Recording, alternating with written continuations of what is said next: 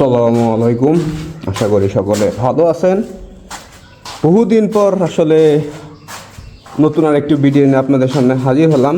বর্তমানে আছি মূলত নিজের বাসার ভিতরে, মানে আন্ডার কনস্ট্রাকশন বাসার ভিতরে, গ্রামের বাড়িতে। সেমিস্টার ফাইনাল কালকেই শেষ হয়েছে। সো এখন আপনাদের সাথে একটু বাইক নিয়ে ধস্তাধস্তি করবো, কারণ মেন কারণ হচ্ছে এই যে গাড়িটা দেখতে পাচ্ছেন, এই গাড়িটা আসলে বলতে গেলে কারেন্টেরই প্রবলেম নাকি আমি বুঝতেছি না। যাই হোক, স্টার্ট নিতে খুব ঝামেলা করে। দেখেন কী অবস্থা হয়। ভাগ্য যদি ভালো থাকে এক কিকে স্টার্ট হবে, নাহলে এখন কিক দিতে দিতে দিতে দিতে লাস্টে ঠেলা দিলে পরে স্টার্ট হয়। সো আপনাদের সামনে নিয়ে আজকে এগুলো হবে, দেখা যাক কী হয়। এখন ভাগ্য যদি ভালো থাকে স্টার্ট নিলে এক কিকেই হবে। আসলে মূলত এটার মেইন যে রিজন হয়, এটা হতে পারে যে স্টার্টিং কয়েল আছে, এখানে একটা কয়েল থাকে, ওই কয়েলটা দুর্বল হয়েছে। আর পিস্টনের তো কাজ করাইতেই হবে, যেহেতু ধোয়া দেয়, তো কম্প্রেসারও কমে যায়। একদিন আসলে গাজীপুর আটকে গেছিলাম মনে তো, আসলে যখন ঢাকার থেকে আমি আসলে এটা তো এখন ঢাকা নিয়ে চলাচল করা হয়, আসলে হলে নিয়ে যাই আমি। তো হলে যখন আসি হল থেকে, তখন আসলে একজন নিয়ে আসছিলাম, মিশকাত বন্ধু, চিনেন অনেকেই হয়তো, ওর আগে দুইটা ভিডিওতে দেখছেন সম্ভবত। ওরে না একদিন আমি আসলে টাঙ্গাইল থেকে, মানে আর কি ঢাকা থেকে ব্যাক করতেছি, গাজীপুরে যায় দেখি একদিন গাড়ি আসলে রিভার্স, মানে আর কি রিজার্ভে যখন যায়, তো রিজার্ভে যখন গেলে কিন্তু একটা ধাক্কা মারে। তো গাড়ি ধাক্কা মেরে বন্ধ হয়ে গেল, গাড়ি আর স্টার্ট নেয় না। তখন কী যে বিশাল ভেজালের মধ্যে পড়লাম। মানে রিজার্ভের যে সুইচটা থাকে, এই যে সুইচটা কিন্তু এখন যে পজিশনে আছে, এটা এই পজিশন থেকে যখন এই পজিশনে নিয়ে আসি, তখন রিজার্ভে যায়, তখন 2 লিটার তেল থাকে গাড়িতে। তো গাড়ি আর স্টার্ট নেয় না, গাড়ি প্রচুর গরম। ভোগরা বাইপাসের ওখানে আসলে মূলত তখন আমরা আটকে আসি। সো অনেকক্ষণ পর ধাক্কাধাক্কি করার পর ও ঠেলা দিল, পরে স্টার্ট নিল। তো যখন বুঝলাম, তো আসলে গাড়ির কম্প্রেসার প্রবলেম হতে পারে সম্ভবত। তো বিসমিল্লাহ, একটু ভালো যে এক কিকে স্টার্ট নিতে, এখন কোনো ধস্তাধস্তি করতে হয় নাই। কালকে আসলে এটা দিয়ে 100 কিলো চালায় আসছি আমি সেই হলের থেকে। তো হলের থেকে 100 কিলো বাড়ি পর্যন্ত চালায় নিয়ে এসে কোনো রাস্তাঘাটে সমস্যা নাই। বাজারে গেছি কালকে বাজার করতে এই গাড়ি নিয়ে, তখন আসার পরে বাজারে গিয়ে তখন দেখি গাড়ি গেলো বন্ধ হয়, গাড়ি আর স্টার্ট নেয় না। 10 মিনিট গুতাগুতির পর সর্বশেষ স্টার্টটা নিতে। তো এখন চলেন বাজারের দিক যাবো আবার আজকে। তো চলুন ভিডিও শুরু করা যাক।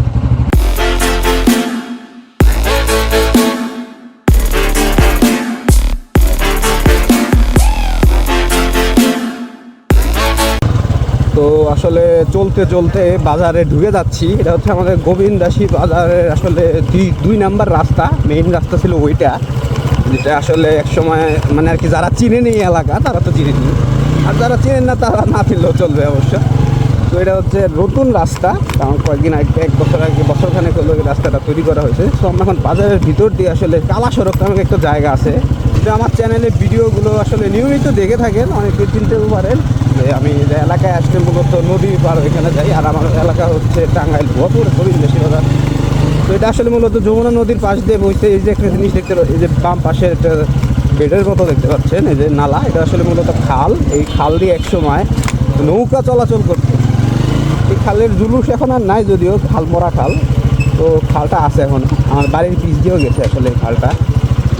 তো এটা হচ্ছে আমার বাজার, মূলত আমাদের এলাকার বাজার। তো এর ভিতর দিয়ে গিয়ে মূলত আমি ঘাটে যাবো। ঘাটের থেকে আসলে কাদা সড়ক যাওয়া যায়।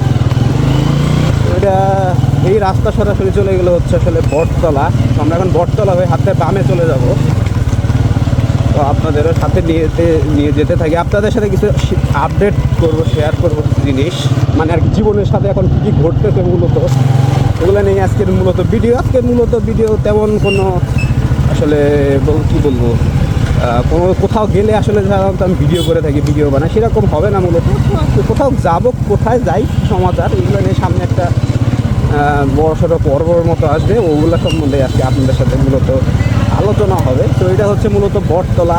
বটতলা নাম শুনলে আসলে বটতলা, এই যে বিশাল বড় একটা বট গাছ আছে, এটাই হচ্ছে মূলত বটতলা।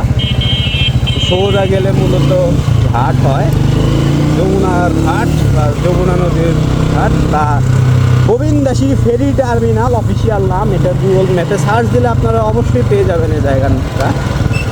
তো সোজা গেলে আপনাদের যদি দেখায়, এখন নদীতে বেশ ভালো পরিমাণ পানি।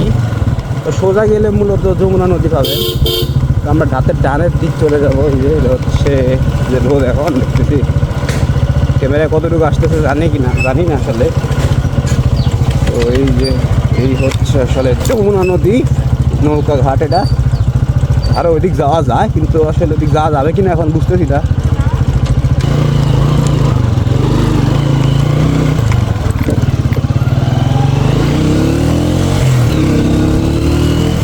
গাড়ি আসলে প্রচুর রবার। গাড়ি যখন ভালো কন্ডিশনে থাকে, ভালো পাওয়ার ডেলিভারি আউট করতে, আমরা এখানে পাম্প দিয়ে চলে যাব পাহাড়ে। এই গাড়ি শেড যে রাস্তা যাইতে কষ্ট হবে। ফার্স্ট গিয়ারে দিয়ে নিলাম।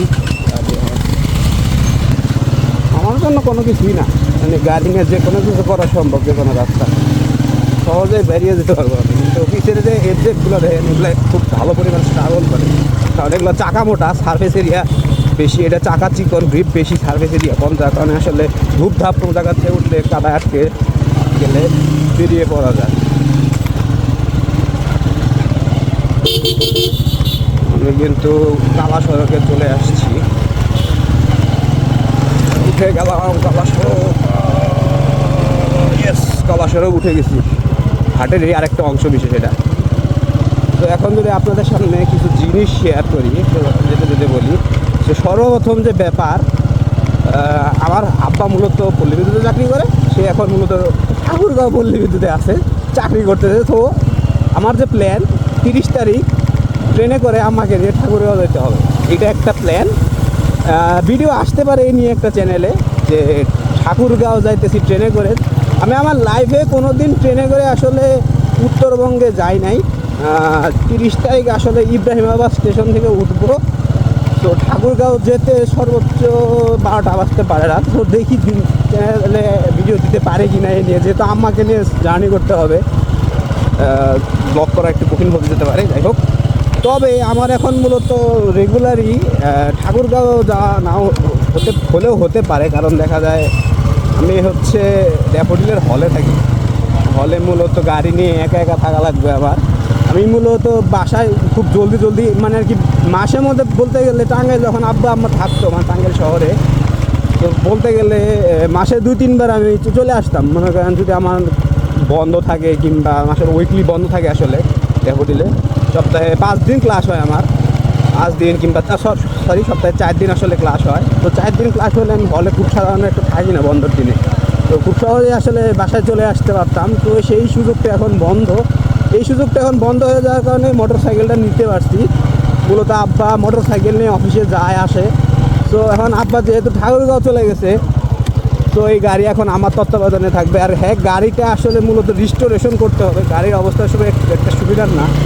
আমি চালাই বুঝতেছি আমি যে কেন সুবিধার বলতেছি না। আপনারা তো দেখতেছেন এই যে চলতেছে গাড়ি, প্রচুর পাওয়ার, খুব চলতেছি, এদিক যাচ্ছি ওদিক যাচ্ছি।